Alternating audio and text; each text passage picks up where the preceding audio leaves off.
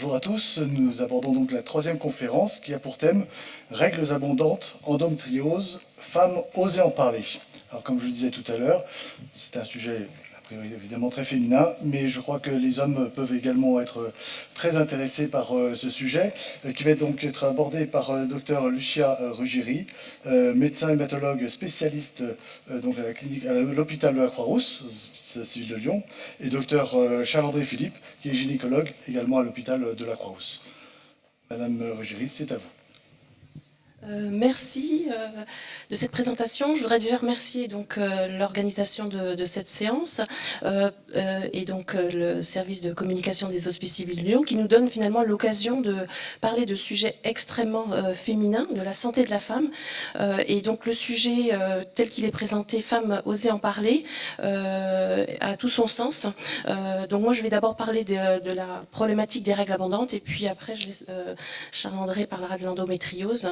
Ce sont deux sujets qui sont actuellement qui commencent tout juste à être un peu visibles dans la notion de la santé de la femme, mais encore beaucoup de travail sur le sujet. Alors, pourquoi parler des règles abondantes? Le terme médical, c'est ménorrhagie.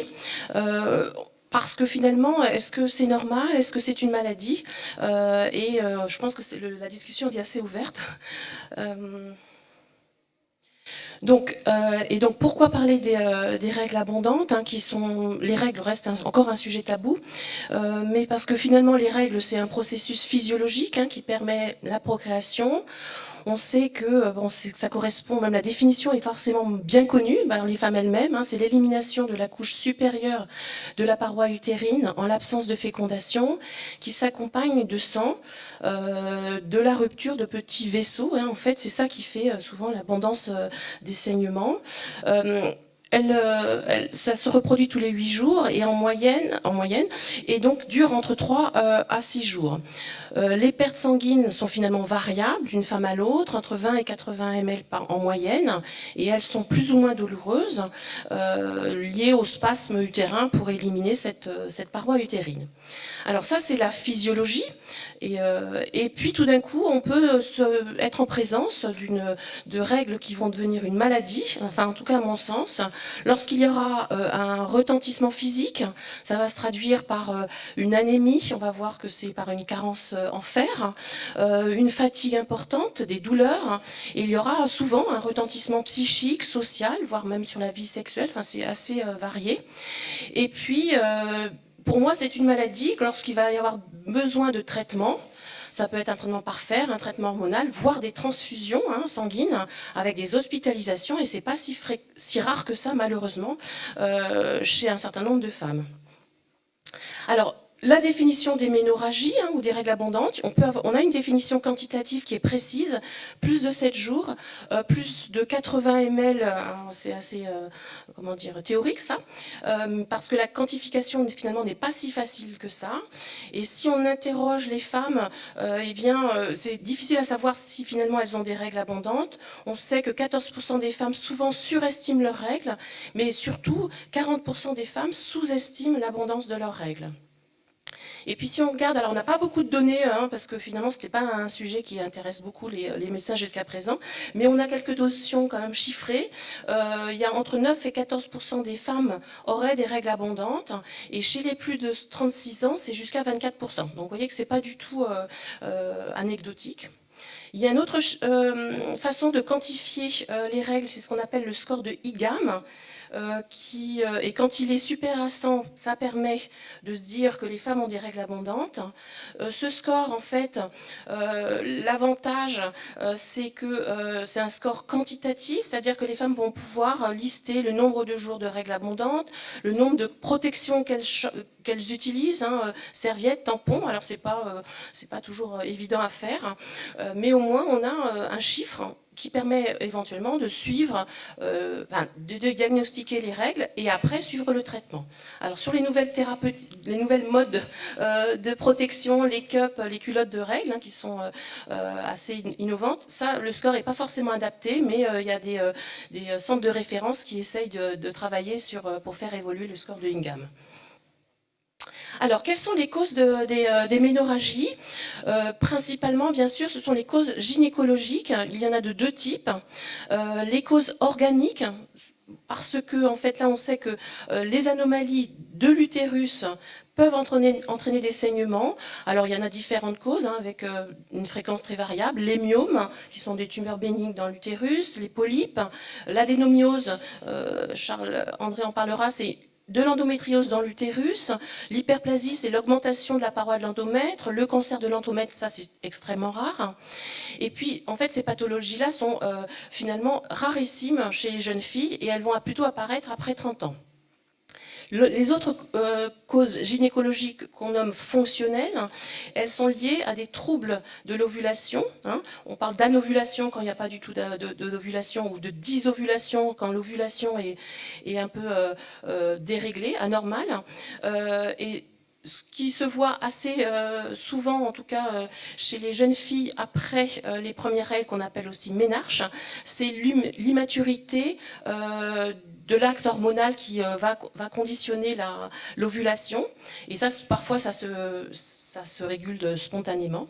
Et puis, il y a une pathologie qui est actuellement en train d'être aussi un peu rendu visible, hein, c'est le syndrome des ovaires polykystiques, dont souffrent un certain nombre de femmes qui vont aussi donner des règles très abondantes et qu'il va falloir dépister pour les traiter. Les causes hématologiques qui sont plus ma spécialité, puisque donc en tant qu'hématologue spécialiste en hémostase clinique au sein du centre de référence des maladies hémorragiques à Lyon, il y en a de deux types. Il y a les maladies hémorragiques constitutionnelles, familiales. Par ordre de fréquence, celle dont je suis un peu spécialiste, c'est la maladie de Willebrand, qui est une sorte d'hémophilie en fait, mais c'est pas tout à fait une hémophilie. Il y a l'hémophilie, même si c'est une maladie masculine, hein, l'hémophilie. Certaines femmes ont des déficits mineurs, donc elles peuvent saigner sur des règles. Les autres déficits rares, parce que les facteurs de coagulation ont des chiffres, sont appelés par des chiffres, les déficits en 7, en 11. Et ces femmes-là, quand elles ont des formes sévères, vont pouvoir avoir des règles très abondantes. D'autres anomalies, soit en quantité ou en qualité de certaines cellules qu'on appelle les plaquettes sanguines, qui interviennent aussi dans la coagulation.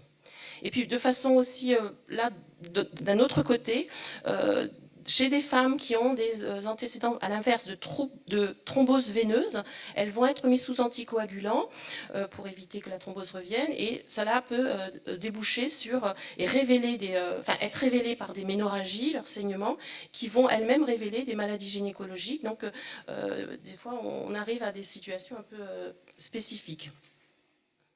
Alors, comment peut-on prendre en charge ces ménorrhagies? Et la première étape, et s'il y a un message que je voudrais essayer de faire passer en général, enfin ce que j'essaye de faire passer, ça va être justement d'identifier ces règles abondantes, leur impact, hein, et d'une part par les femmes elles-mêmes, parce que si on ne se rend pas compte qu'on a des règles abondantes, on ne peut pas aller consulter. Et puis il faut éventuellement aussi que les professionnels de santé, et ça il y a encore un gros travail à faire, pour qu'ils prennent en compte que ces femmes ont des règles abondantes. Alors ça va être la quantification du flux, ça va être la mise en évidence d'une anémie ferriprive, c'est-à-dire que donc il y a une carence en fer qui peut avoir donc des conséquences vraiment physiques, les douleurs, et puis l'impact sur la qualité de vie, l'impact sur les activités physiques et ou sportives, l'absentéisme scolaire et professionnel, c'est pas du tout négligeable, un impact sur la vie sexuelle. Donc tout ça doit être pris en compte et après être traité. Donc comment on peut traiter? En fait, souvent, il y a des recommandations, hein, c'est connu, mais pas forcément tellement appliqué, parce qu'en fait, ça va être une association de traitements médicamenteux symptomatiques, c'est la première étape, en fait. Hein. Et puis surtout, dans ce cas-là, l'intérêt de pouvoir apporter le traitement le plus individualisé possible pour qu'on puisse... que ça puisse être, on puisse répondre à la symptomatologie des patients. Donc ça va être un traitement par fer, un traitement de l'anémie, un traitement procoagulant, ça c'est ma spécialité, par des médicaments qui s'appellent antifibrinolytiques. Et puis il va y avoir les traitements hormonaux qui sont souvent le traitement qui sera le plus adapté pour ces règles qui n'ont pas de cause gynécologique et qui sont surtout un problème de dysfonctionnement de l'utérus. Alors, actuellement, on a des petites difficultés puisqu'il y a plutôt un avis des femmes un peu contre les traitements hormonaux, mais en fait, il y en a plus de 40 spécialités. Il y a des traitements par voie orale, de différents types d'hormones qui ont différents types de complications. Il y a des dispositifs intra-utérins. Et donc, en fait, l'idée, c'est de pouvoir quand même proposer un traitement qui vont être qui va dépendre bien sûr de ce qu'on met en évidence comme cause des règles, selon l'âge de la patiente, ça sera très variable, selon ses antécédents et surtout du souhait de la femme, puisque finalement, voilà, elles ont aussi leur avis à donner sur ces méthodes de traitement. Et puis donc pour finir, finalement, quand on dit il faut oser en parler, mais finalement comment, à qui qui consulter. Et là, c'est dans ce contexte-là qu'on a imaginé à l'hôpital de la Croix-Rousse et grâce au professeur Dubernard de créer un hôpital multidisciplinaire qui est unique en France, qui permet le diagnostic et la prise en charge des règles hémorragiques avec un circuit qui est assez qui est unique. Il y a une prise de rendez-vous sur le site internet avec par les patientes elles-mêmes, mais avec un certain nombre d'informations requises, le score de Ingham, éventuellement les traitements reçus, une lettre d'un médecin qui les adresse, que ça peut être sage-femme, médecin généraliste ou gynécologue. Sur un parcours donc de 3 heures, on réalise un bilan d'hémostase. Ma collègue, le docteur Julia Gouy, qui est gynécologue médicale, va faire une consultation gynécologique, elle va proposer des traitements, il sera réalisé une échographie utérine et on va, à la fin, je verrai la patiente avec les résultats du bilan que je n'ai pas toujours forcément tout de suite, mais en tout cas, on pourra faire une explication des traitements proposés. Et puis voilà, au bout de ces 3 heures, on va proposer des thérapeutiques individualisées, des traitements pour les traitements qu'on appelle symptomatiques, parce que finalement, on comble ce que je vous ai dit, la carence en fer, les traitements procoagulants, les hormones, avec la volonté aussi d'expliquer aux patientes l'intérêt de cumuler ces 3 traitements si c'est nécessaire. On a des fiches d'information pour pouvoir que le traitement soit compris et pris, on va dire. Et puis, en fonction des causes qu'on met en évidence, on va avoir une réalisation éventuellement d'une IRM complémentaire à distance et une consultation justement chirurgicale si on trouve des anomalies génétiques. En particulier des anomalies chirurgicales, pardon, qui seraient la cause des règles abondantes. Et donc ça me permet de passer la parole à Charles André qui va vous parler donc de l'endométriose. J'aurais le droit de dépasser un petit peu le temps. Pas trop. Un quart d'heure. Bon, du coup, je vais peut-être me lever un peu, ça marche dans le truc. Donc, on va parler d'endométriose. C'est à la fois un sujet différent, mais qui se rejoint par certains aspects. On va rentrer direct dans le sujet par quelques chiffres. 10%, c'est ce qu'on estime être le pourcentage de femmes qui sont touchées par l'endométriose, entre 16 et 50 ans, bien sûr. 7 ans, c'est un chiffre important parce que c'est ce qui est estimé comme étant le délai moyen entre les premiers symptômes d'une patiente, les premiers symptômes d'endométriose, pas ses premières règles, et le diagnostic de l'endométriose. Donc 7 ans, c'est beaucoup, c'est peut-être beaucoup trop. Et c'est probablement le rôle de chacun d'en parler plus vite, plus tôt, même éventuellement déjà les parents, le conjoint, et puis la patiente quand elle en a conscience. 70% de patientes qui souffrent d'endométriose ont des douleurs chroniques invalidantes. Ça, c'est un chiffre quand même assez important également. Et 40%, c'est un chiffre qu'il ne faut pas lire à l'envers, c'est 40% des patientes infertiles présentent des lésions d'endométriose. Heureusement, bien heureusement, et ça il faut bien le comprendre, les patientes qui ont l'endométriose ne sont pas toutes infertiles et certainement pas à hauteur de 40%. 0, c'est le chiffre un petit peu triste, mais aujourd'hui en 2022, il n'y a aucun traitement curatif de l'endométriose. Donc on est seulement dans les traitements, alors si on veut faire un petit peu triste, on dit palliatif, mais des traitements en tout cas symptomatiques de l'endométriose, il faut éviter qu'elle s'aggrave et on ne peut pas la faire disparaître complètement. La définition, on va aller très vite, mais Lucie a déjà parlé de ce que c'est que l'endomètre. L'endométriose, c'est quand l'endomètre se retrouve en dehors de la cavité utérine. La cavité utérine, c'est ce qu'on voit Là, c'est un utérus en pièces anapates. Ça, c'est l'endomètre. Et quand l'endomètre il se retrouve en dehors de la cavité, comme ici sur l'intestin, c'est de l'endométriose. Quand il se retrouve ici, dans l'épaisseur de l'utérus, dans le myomètre, ça devient de l'adénomiose. C'est deux maladies un peu cousines par leur histologie, mais qui n'ont en fait pas grand-chose à voir le plus souvent. On ne connaît pas bien la physiopathologie, mais pour faire simple, l'endométriose, c'est une maladie hormonale et c'est pour ça que le traitement de référence, celui qui évite que la maladie s'aggrave, qu'elle progresse, qu'elle revienne, c'est des traitements hormonaux. Là encore, Lucie a dit, on a du mal à expliquer aux patientes, mais le chirurgien que je suis vous explique que le traitement de l'endométriose, c'est un traitement hormonal. La chirurgie, c'est que des petites choses en plus. Comment on reconnaît l'endométriose? C'est difficile parce que c'est très variable, mais pour faire simple, il y a quand même un certain nombre de symptômes typiques qu'il faut connaître. Il y en a un, c'est les dysménorrhées. Ménorrhée pour ménarque, les règles. 10, c'est quand ça se passe pas bien. Et bien les dysménorrhées, c'est quand les règles sont douloureuses. Ça, on le retrouve dans 50 à 90% des cas. Et typiquement, c'est des dysménorrhées qui sont dites secondaires, c'est-à-dire qu'elles apparaissent pas tout de suite lors des premières règles, elles viennent un petit peu après et elles s'aggravent dans le temps, progressives, volontiers plus de 3 jours de douleur, parce que c'est classique que les patientes aient un petit peu, enfin que les femmes aient mal le premier jour de leur règle, voire le deuxième. Quand ça commence à durer plus de 3 jours, c'est atypique et suspect, et quand ça résiste au traitement habituel, spasfon, anti-inflammatoire, paracétamol. Il y a également les douleurs pelviennes chroniques. Ce qu'on appelle douleurs pelviennes chroniques, c'est les douleurs qui sont présentes en dehors des règles, qui sont évocatrices aussi. Les dyspareunies, dys, ça se passe pas bien, pareunie du grec, le rapport sexuel, donc les douleurs lors des rapports sexuels, typiquement au fond du vagin, pas à l'entrée, et plutôt dans certaines positions, en général quand les patientes sont sur le ventre. Il y a également des symptômes digestifs et urinaires qui peuvent s'associer de façon variable, qui sont très nombreux. Beaucoup de symptômes différents peuvent être évocateurs, mais ils sont typiques quand ils sont surtout lors des règles. Et surtout, il n'y a pas de signe atypique qui pourrait évoquer autre chose comme des infections avec de la fièvre, des pertes sales, un retard de règles comme un début de grossesse ou une grossesse extra-utérine.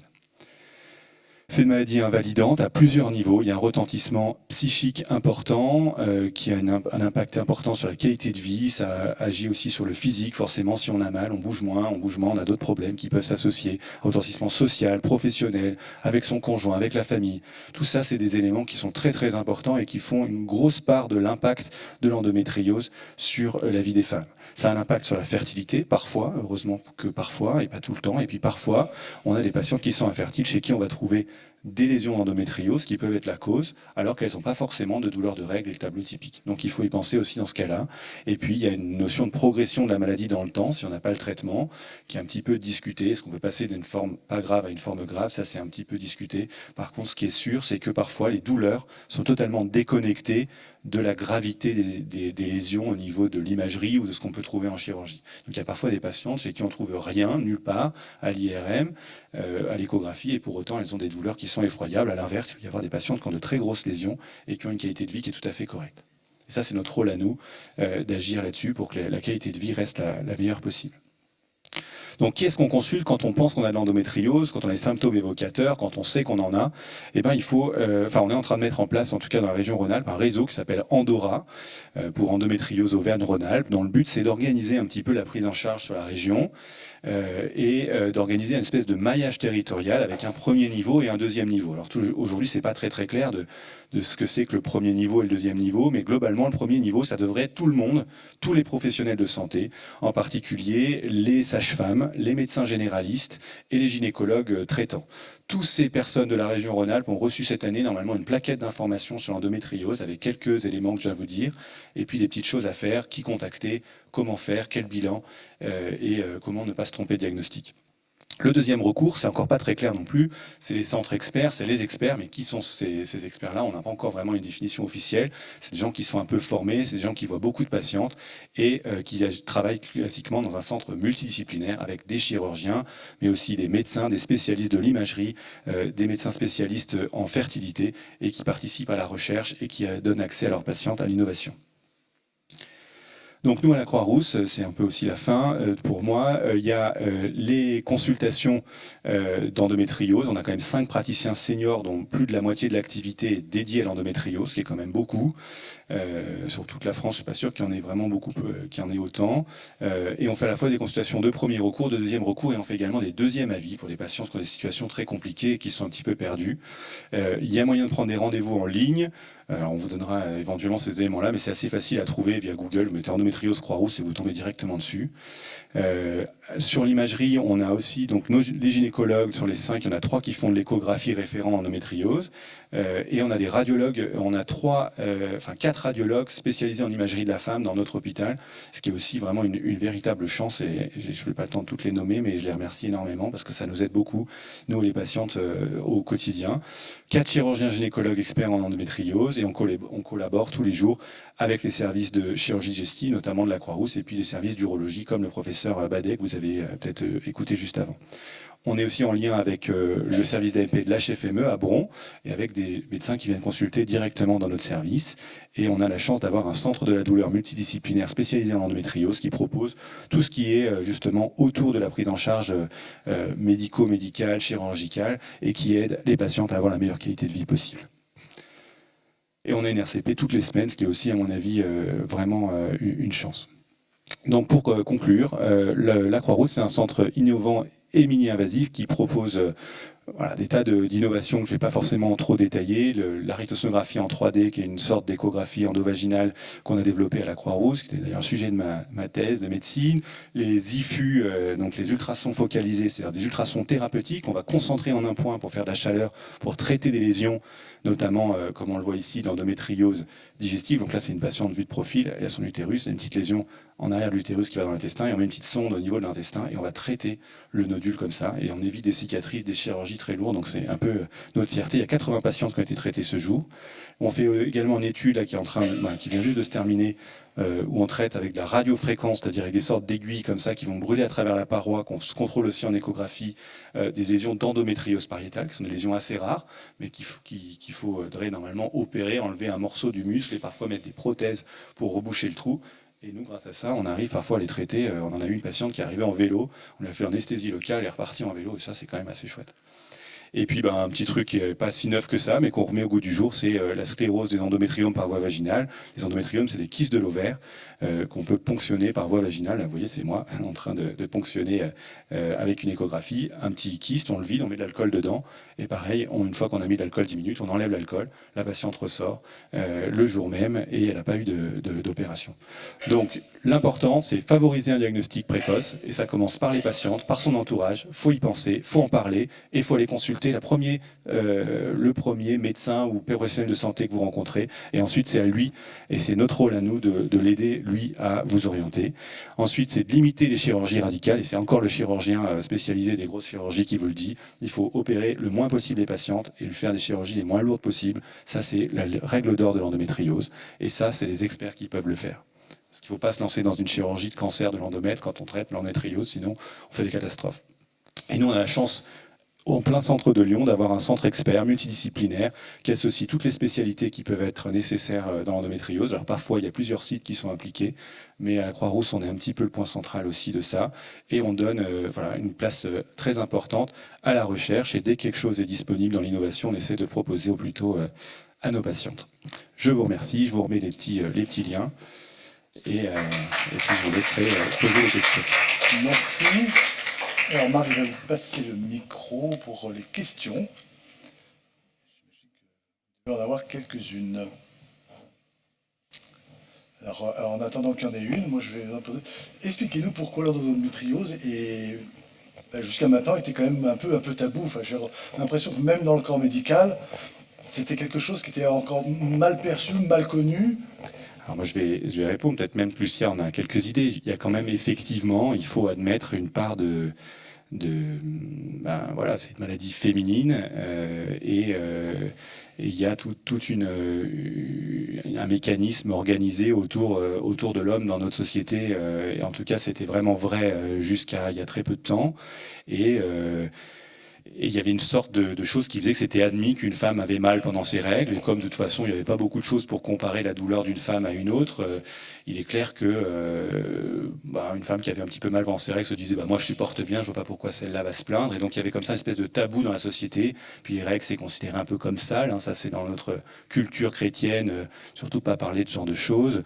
Et donc du coup, c'est pas quelque chose dont les femmes, même entre elles, osent forcément parler. Alors du coup, avec des médecins qui étaient souvent des hommes, c'était quelque chose qui était dur à évoquer. Et c'est vrai que la vague MeToo, de toute cette révolution de la parole de la femme qui se libère aujourd'hui, nous fait beaucoup de bien pour diagnostiquer les patientes plus tôt et pour les aider à éviter les catastrophes qu'on voyait il y a quelques années quand les patientes venaient vraiment trop tard, quoi. Confirmé, j'imagine. Oui, aussi, je pense que la règle c'est hémorragique. d'autant plus vrai pour les règles abondantes, parce qu'on a mis en évidence, maintenant c'est une cause nationale, l'endométriose c'est enfin reconnu comme une maladie. Là, je vois au niveau des règles abondantes, il y a encore beaucoup de travail à faire de communication, de diffusion auprès de nos collègues, même nos collègues. Moi, à chaque consultation, j'ai des femmes qui viennent qui me disent que j'ai été voir mon médecin, mais c'était normal, alors qu'en fait, ce n'est pas normal. C'est quand même c'est une maladie, quoi, quand c'est sévère. Et oui, voilà, je pense qu'il y a il va y avoir une vraie évolution et elle est en cours, quoi. Il faut continuer nous à travailler dans ce sens-là pour que les femmes elles-mêmes soient écoutées et intègrent, qu'elles puissent s'exprimer sur ce sujet. Alors oui, on a des questions. Oui, madame. Oui, en médecine, c'est vrai qu'il y a des mots qui font un peu peur, peut-être. Pour faciliter peut-être la parole, il faudrait peut-être changer les termes, changer les mots, les appellations des maladies, peut-être. Moi, je sais, changer les mots, c'est toujours comme dans une langue, on y est un petit peu attaché quand on la parle, mais c'est sûr que ce qui est important, c'est qu'il y ait une communication, qu'il y ait une traduction, c'est comme dans la mondialisation, on peut garder le français, mais c'est sûr que si on n'a pas les mots pour parler avec l'anglais, avec le chinois, tout ça, on se comprend pas, et quand on se comprend pas, il y a de l'agressivité qui naît. Donc c'est sûr que quand le médecin et la patiente, parce que là on est en gynécologie, se comprennent pas, il y a tout de suite de la friction. C'est-à-dire qu'il peut y avoir une irritation très bien comprise de la patiente envers son médecin parce que elle sent bien qu'elle n'est pas comprise. Et puis à l'inverse, il peut y avoir aussi une frustration de la part du médecin qui dit mais j'essaie de lui expliquer des trucs et la fois d'après elle revient, elle n'a pas compris ce que j'ai expliqué. Mais c'est vrai que si on n'utilise pas la même langue, on ne se comprend pas. Et c'est un problème. Pour rebondir sur les termes, le terme de règles, c'est un tabou de parler des règles. Il y a une association Règles élémentaires qui travaille beaucoup sur d'être capable de parler du terme de règles. C'est pas sale. Et je vois, c'est aussi la question des mots est important puisque nous on parle de ménorragie. Hémorragie sur les ménages. Et récemment, le milieu médical est en train de parler de saignement utérin abondant. Je ne sais pas pourquoi. Ça montre que peut-être ça englobe des choses plus générales. Mais finalement, on peut aussi nommer les choses telles qu'elles sont et on a quand même des mots pour parler de symptômes. Alors nous, en médecine, on aime bien parler avec des mots médicaux. C'est sûr que ménorragie, ça fait peut-être moins peur que règles hémorragiques ou règles abondantes, mais ça n'empêche que c'est le même sujet et que de toute façon, il faut les aborder aussi de façon... Le sujet, est-ce que c'est le mot lui-même ou est-ce que c'est la peur des mots en fait, c'est ça. Peut-être que la peur des mots... C'est la honte des mots. Le mot peut amener une honte, une peur. Changer le mot peut-être peut libérer, peut faciliter la parole, l'ouverture. On travaille beaucoup souvent en marketing sur les mots, sur les termes. Il y a peut-être moyen de demander à des marketeurs de trouver le bon mot. Le bon logo, le bon mot. Merci. Une autre question ?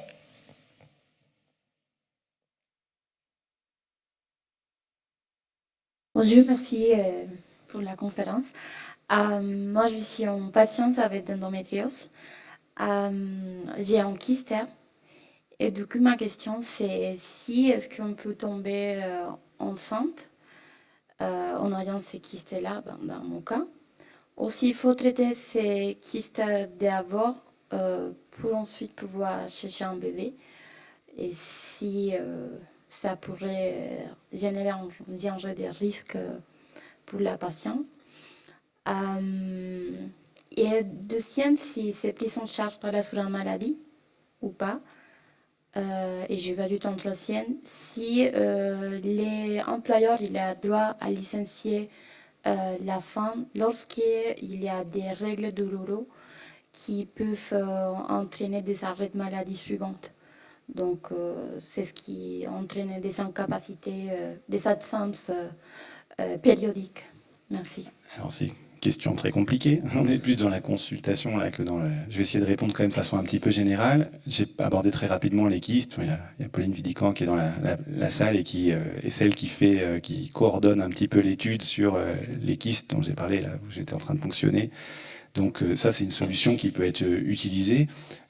Après, voilà, il y a deux problématiques dans ces kystes. Il y a la problématique qui font mal et qui peut être indépendante d'une problématique de fertilité, de grossesse, d'avoir des enfants. Et puis de l'autre côté, il y a une patiente qui a des petits kystes mais qui va bien et qui veut juste avoir des enfants. Dans le premier cas, quand on a mal, en général, qu'on veuille avoir des enfants ou pas, on a besoin qu'on fasse quelque chose. Et à ce moment-là, effectivement, il y a un certain nombre de choses qui peuvent être mises en place et la ponction par voie vaginale est parfois une bonne solution pour rapidement soulager les symptômes. On n'oublie pas ce qu'on a dit avant, c'est que si on n'a pas de projet de grossesse, à ce moment-là, il faut prendre un traitement hormonal pour pas qu'il revienne, pour pas qu'il s'aggrave et pour pas qu'il saigne tous les mois. Et puis ensuite, dans le deuxième cas, si on est une femme et qu'on a une grossesse, si on n'a pas trop mal, le mieux c'est toujours d'essayer un petit peu pour voir, parce que des fois on est surpris, ça marche bien. Et puis quand ça marche pas, à ce moment-là, il faut aller voir un médecin spécialisé de la fertilité, qui sont toujours un petit peu spécialisés de l'endométriose. Et après, à ce moment-là, en fonction de la caractéristique du kyste et puis de la dame qui a autour quand même, il peut y avoir un intérêt ou pas à traiter le kyste. Pour ce qui est des employeurs, voilà, en France, la loi elle est assez simple. Les employeurs, ils n'ont pas le droit de se baser sur la santé des gens pour les licencier. Parfois, ils le font quand même. Mais pour éviter ce genre de problème, donc, la meilleure solution, c'est quand même de consulter un spécialiste dont le but va être d'améliorer la qualité de vie personnelle, physique et puis professionnelle pour que la patiente puisse avoir une vie professionnelle normale. Et en général, c'est le cas, quand les patientes sont bien prises en charge. Docteur Philippe, docteur Ruggieri, merci beaucoup à tous les deux pour cette présentation.